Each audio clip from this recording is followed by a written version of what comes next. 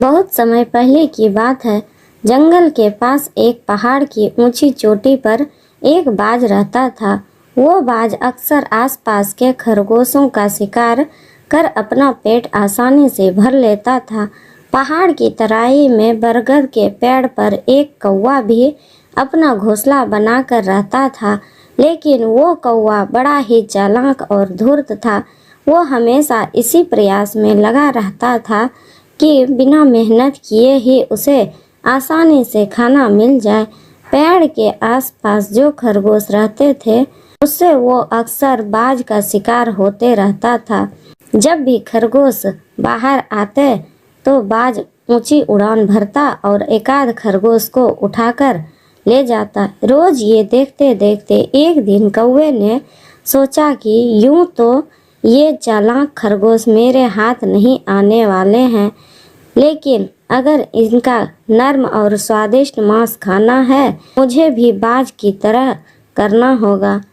उसकी ही नकल करके अपना शिकार करना होगा। मैं भी एकाएक झपट्टा मारकर खरगोश को पकड़ लूंगा। अगले दिन कौवे ने भी एक खरगोश को दबोचने की अपनी चोंच और योजना को पूरा करने की बात सोची और ऊंची उड़ान भरने की पूरी कोशिश की।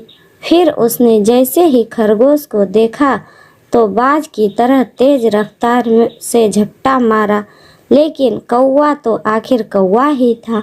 उसका बाज का क्या मुकाबला। तेज खरगोश ने उसे देख लिया और झटपट वहां से भागकर चट्टान के पीछे छिप गया। कौवों ने देखा कि खरगोश तो वहां से हट चुका है, इसलिए उसने बिना सोचे समझे अपनी रफ्तार कम करनी चाहिए, पर तब तक देर हो चुकी थी और कौवा इससे पहले कि कुछ और सोच और समझ पाता, वो वहाँ की बड़ी चट्टान से जा टकराया। नतीजा उसकी चोंच और गर्दन टूट गई। वो दर्द से तड़प उठा और गंभीर रूप से घायल हो चुका। यह उसे सबक भी मिल चुका था कि यूं ही बिना सोचे समझे नकल करना गलत है। इसका नतीजा गलत ही निकलता है। सीख। इस कहानी से यह सीख मिलती है कि नकल करने के लिए भी अकल चाहिए। हम अक्सर दूसरों को देख उनकी तरह बनने की चाह में अंधाधुंध नकल करने में जुट जाते हैं, बिना अपनी शक्ति, मानसिक बल और क्षमता को समझे। अगर नकल करनी है या किसी और की तरह बनना है तो प्रेरित हो और मेहनत से यही योजना बनाकर अंजाम दे, वरना लेने के देने ही पड़ेंगे। थैंक यू दोस्तों, धन्यवाद। एक पहाड़ के नीचे रामगढ़ नाम का एक गांव था। गांव के सारे जानवर हरी घास खाने के लिए सुबह उसी पहाड़ी के ऊपर बसे जंगल में जाते और शाम होते होते घर वापस आ जाते थे। हर दिन की तरह लक्ष्मी नाम की एक गाय अन्य गायों के साथ उसी पहाड़ी के जंगल में घास खाने के लिए गई थी। वह हरी घास खाने में इतनी ज़्यादा प्रसन्न थी कि वह कब एक शेर की गुफा में के पास जा पहुंची, उसे पता भी नहीं चला। शेर अपनी गुफा में सो रहा था और वह पिछले 2 दिनों से भूखा भी था। जैसे ही लक्ष्मी शेर की गुफा में के पास पहुंची, गाय की खुशबू से शेर की नींद खुल गई। वह शेर धीरे धीरे गुफा से बाहर आया और गुफा के बाहर गाय देखकर खुश हो गया। शेर ने मन ही मन सोचा कि आज उसकी 2 दिनों की भूख मिट जाएगी।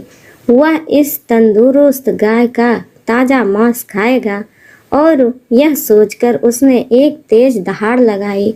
लक्ष्मी शेर की दहाड़ सुनकर डर जाती है। जब वह अपने आसपास देखती है तो वहाँ दूर दूर तक उसको कोई भी दूसरी गाय नहीं दिखी।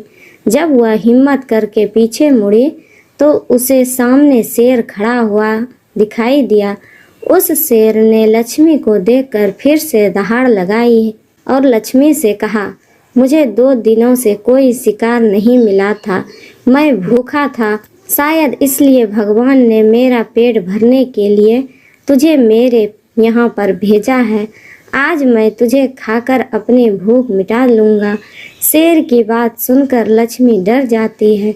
वह रोते हुए शेर से कहती है, मुझे जाने दो, मुझे मत खाओ। मेरा एक छोटा बच्चा है जो अभी सिर्फ मेरा ही दूध पीता है और उसे घास खाना अभी तक नहीं आया है।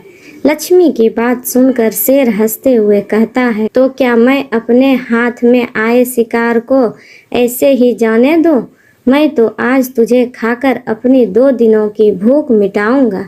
शेर ने ऐसा कहने पर लक्ष्मी उसके सामने रोने लगी और विनती करते हुए कहती है कि आज मुझे जाने दो और आज अपने बछड़े को आखिरी बार दूध पिला दूंगी और उसे बहुत सारा प्यार करके कल सुबह होते ही तुम्हारे पास आ जाऊंगी।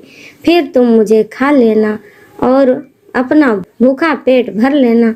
शेर लक्ष्मी की यह बात मान जाता है और धमकी देते हुए कहता है कि अगर कल तू नहीं आई तो मैं तेरे गांव आऊँगा, फिर तुझे और तेरे बेटे दोनों को खा जाऊंगा।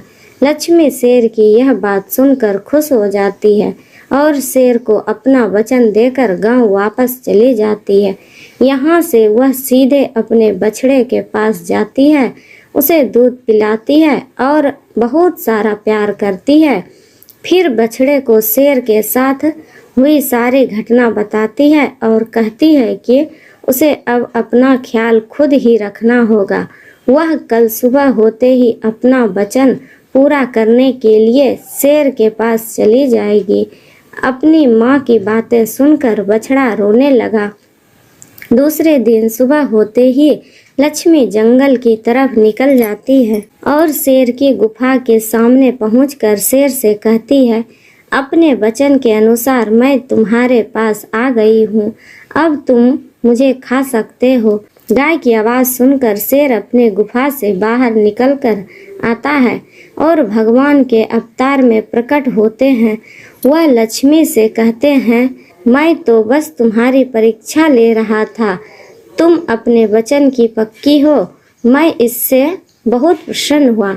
तुम अब अपने घर और बछड़े के पास वापस जा सकती हो। इसके बाद वो उस गाय को गौ माता होने का वरदान भी देते हैं और उसी दिन के बाद से सभी गायों को गौ माता कहना शुरू कर देते हैं। कहानी की सीख, हमें जान की बाजी लगाते हुए भी अपने दिए हुए वचन को पूरा करना चाहिए। यही हमारे दृढ़ व्यक्तित्व को दर्शाता है। थैंक यू दोस्तों, धन्यवाद।